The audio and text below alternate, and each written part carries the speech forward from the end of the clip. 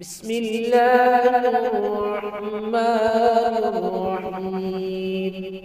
ونفخ في الصور فإذا هم من الأجداث إلى ربهم ينسلون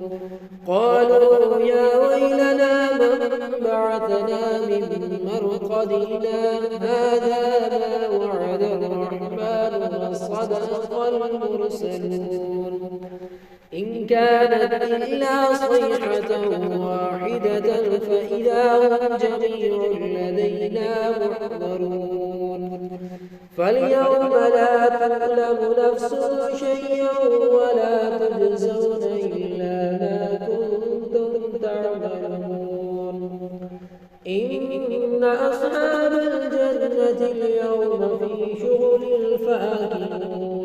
هم وأزواجهم في ظلال على الأرائك متكئون لهم فيها فاكهة ولهم ما يدعون سلام قولا من رب رحيم وامتازوا اليوم أيها المجرمون ألم أعهد إليكم يا بني آدم أن لا تعبدوا الشيطان إنه لكم عدو مبين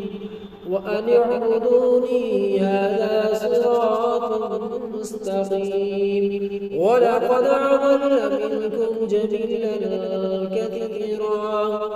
أفلم تكونوا تعقلون هذه جهنم التي كنتم توعدون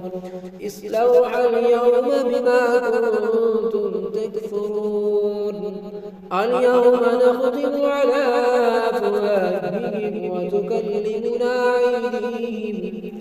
وتشهد أرجلهم بما كانوا يكسبون ولو نشاء لطمسنا على أعينهم فاستبقوا الصراط فأنى يبصرون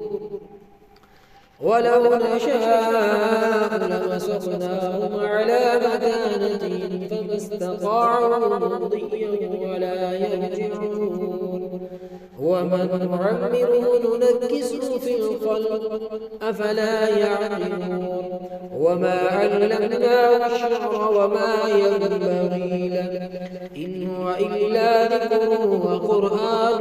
مبين لينذر من كان حيا ويحق القول على الكافرين أولم يروا أنا خلقنا لهم مما عملت أيدينا أنعاما فهم لها مالكون وذللناها لهم فمنها ركوبهم ومنها يأكلون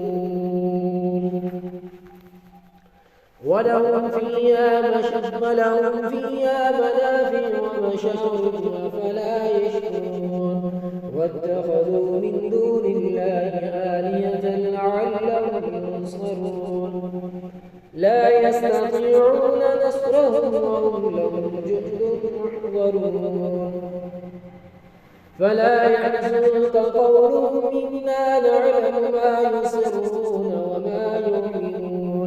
أولم ير الإنسان أنا خلقناه من نطفة فإذا هو خصيم مبين وضرب لنا مثلا ونسي خلقه قال من يحيي العظام وهي رميم قل يحييها الذي أنشأها أول مرة وهو بكل خلق عليم الذي جعل لكم من الشجر الأخضر نارا فإذا أنتم منه توقدون أوليس الذي خلق السماوات والأرض بقادر على أن يخلق مثلهم بلى وهو الخلاق العليم إنما أمره إذا أراد شيئا أن يقول له كن فيكون فسبحان الذي بيده ملكوت كل شيء وإليه ترجعون